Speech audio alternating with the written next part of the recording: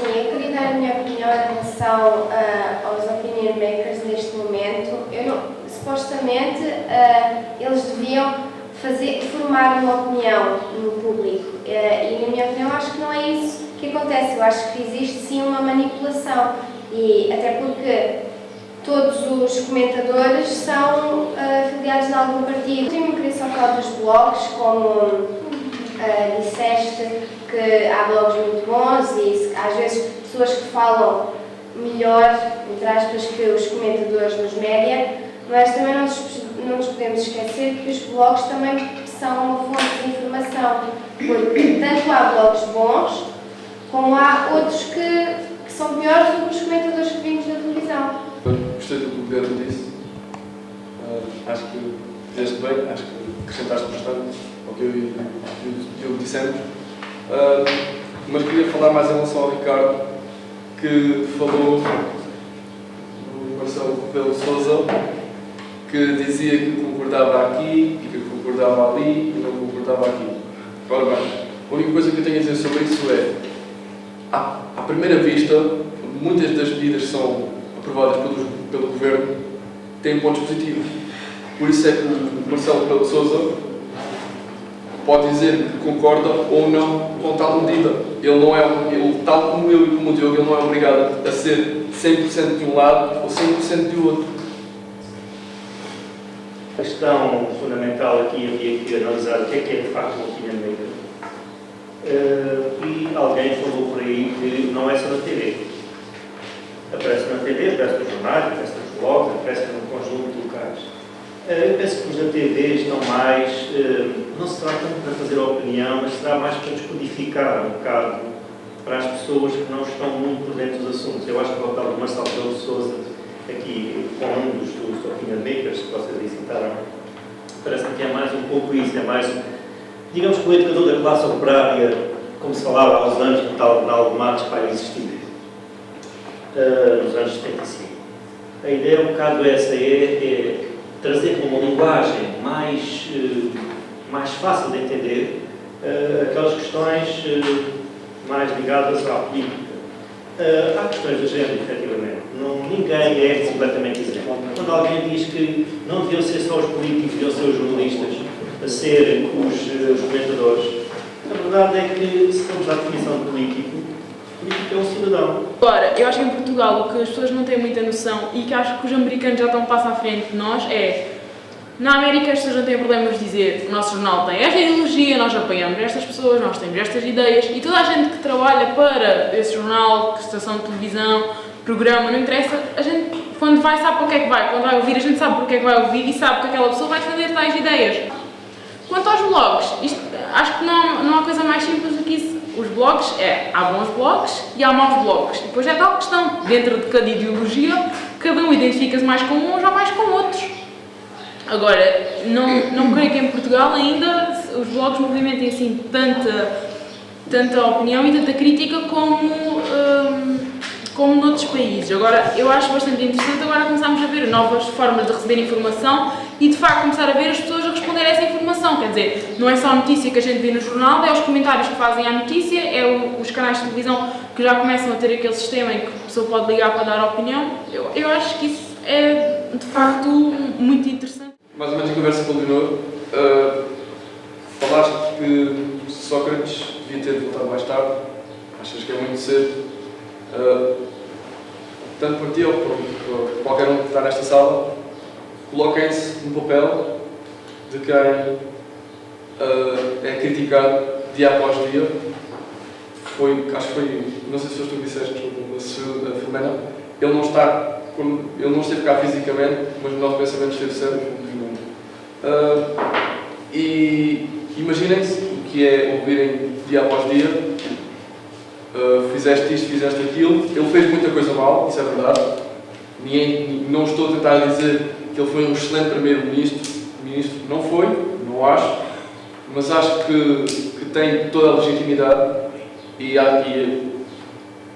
tenho de dizer que quase que agradeço à RTP por ter feito o favor de todos nós e ao ter contratado o José Sócrates para falar e para dar a sua opinião dos factos. Queria abordar, gostava de deixar esta pergunta, que é o que é um bom opinion maker? É aquele que vai de acordo com a vossa opinião? Pelo menos é o que me parece que está aqui em causa. E eu concordo com o professor quando diz que é muito difícil ser imparcial, e concordo com a Dulcineia que quando eu, num debate, acho que deve haver a representatividade, e não acho mal nenhum, desde que tenhamos conhecimento das cores partidárias dessa pessoa. Acho que essa agenda, pelo menos, torna-se muito mais clara, e o que nos dizem, nós também não podemos levar tudo a 100%, nós temos que ter algum critério e ter alguma reflexão e capacidade crítica para saber o que é verdade, o que não é, o que pode ser um embuste. Relativamente aos opinion makers aqui em Portugal, eu acho que são importantes, mas há um excesso. Acho que há muita gente a opinar sem nada para dizer, e acho que é isso. Acho que há um excesso de muitas pessoas, de vários debates sobre os mesmos temas. É um sufoco.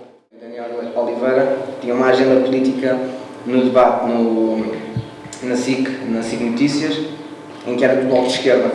E o que é que torna o Daniel Oliveira um bom comentador? Que está ligado a um partido, e o José Gomes Ferreira, que pelo que eu sei não está ligado a nenhum partido, e tenta ser imparcial, na minha opinião. Qualquer pessoa que contribua para que haja opiniões, e muitas vezes, sabe, não só enviesam a opinião das pessoas, mas também contribuem com dados que não são assim tão reais. Claro que são maus opinion makers. E aqui não há muita discussão, não creio que haja assim tanta discussão a ter. Relativamente às questões que o André colocou,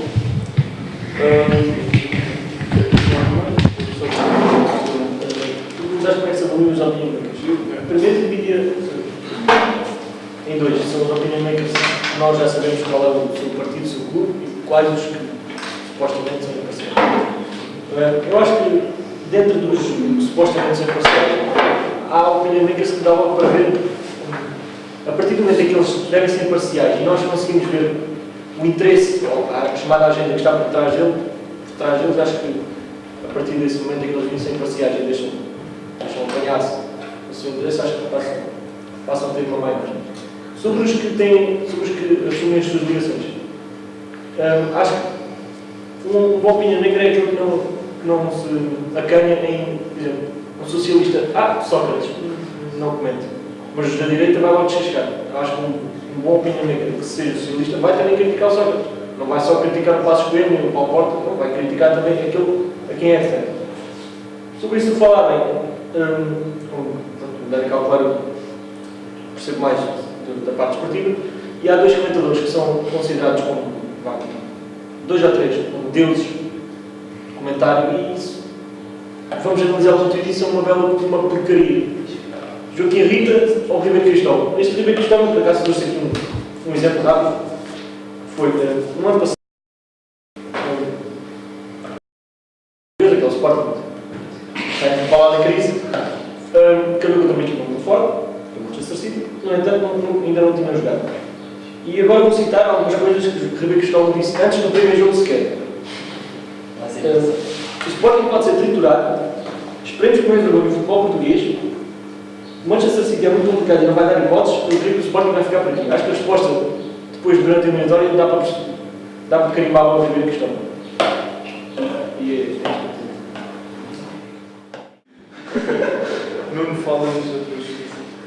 Tu queres saber o que é que para nós é um bom opinion maker? Sim, o que eu queria dizer é se existe algum barão. Como é que se barão Foi basicamente a mesma questão que o Pedro colocou. Sim. O próprio Pedro, para mim, deu a resposta. Quando falaste acerca do José Gomes Ferreira, tu disseste comentador credível que eu levo em conta. Eu acho que isso define perfeitamente o que é que para nós, para mim neste caso, é um bom opinion maker. Não é aquele que diz bem do partido que eu estou associado, ou afiliado, ou do clube, mas sim aquele que tem as opiniões melhor construídas. Acho que é neste ponto que devemos tocar. Mas acho que há um ponto que tem de ficar bem assente. Em tempos de crise, que são aqueles que vivemos, estes senhoras, só falamos em senhores hoje, podem ter as respostas que tanto procuramos para responder às questões mais complexas que nos assolam.